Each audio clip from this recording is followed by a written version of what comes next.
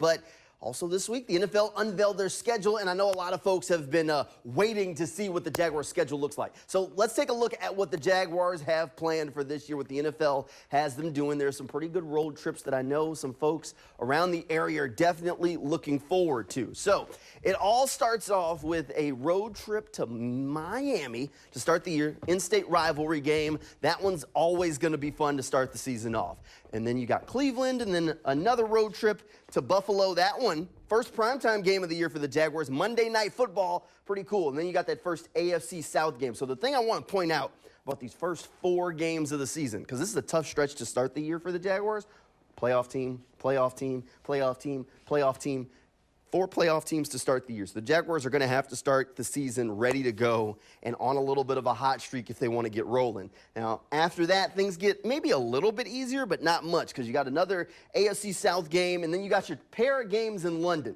You're going to take on a pair of rookie quarterbacks there, Chicago Bears, and, of course, New England Patriots. So Caleb Williams, Drake May. Now, those are 2 very winnable games, but, you know, you can't lock in anything. Rookie quarterbacks tend to surprise teams, and whew, you start looking at the beginning of the schedule. The schedule as a whole for the Jaguars is not easy. So we get farther and farther into this thing, and I know people are asking, all right, where are the wins going to start stacking up? Look, the beginning of the schedule and the end of the schedule for the Jaguars, I think, are 2 very important. So the winnable games kind of are right in the middle of the schedule. Jaguars have another big primetime game, Sunday Night Football in Philadelphia, kind of the return home for Doug Peterson, or the return to Philly for Doug Peterson. This is going to be the second time he's gone back to Philadelphia as the Jaguars head coach. You remember that first time a couple of years ago, Jaguars took a tough loss. We'll see if they can get a different ending this time. I know leading up, we talked a little bit about maybe the Jaguars having a game against the Lions on Turkey Day. Didn't work out that way, but they do have one the week before in November 17th. That one going to be a good game against Detroit. Then that bye week, week 12, Doug Peterson should be pretty happy about that. A late bye week is always better for a team that's trying to make a stretch into the postseason like the Jaguars are. So now let's look at the last 6 games of the season. So these last 6 represent one thing, the AFC South. So 6 games, 1, 2, 3, 4. 4 of them are against conference. The Jaguars can make up a ton of ground from week 13 to week 18 if they need to.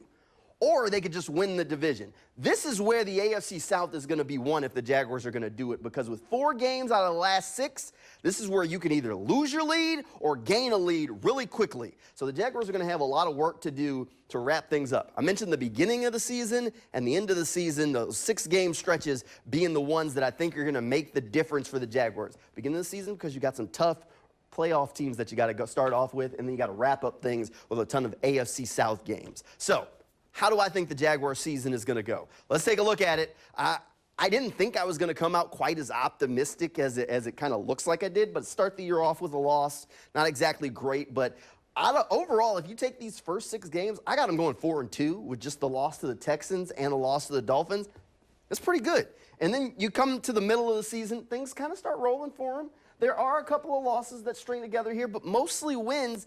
Look, I feel good about the Jaguars going to London and being able to take down a pair of rookie quarterbacks. I don't feel great about this game against the Eagles. You can see they took the L there. But you feel pretty good about some of these teams, some of these games. The Jaguars were a 9 or 10 win team a year ago, and I feel like they've actually gotten better. And my prediction actually represents that. Somehow, some way, didn't expect to be standing here telling you that I was thinking the Jaguars are going to finish 12-5, but here we are. When you start adding up we're going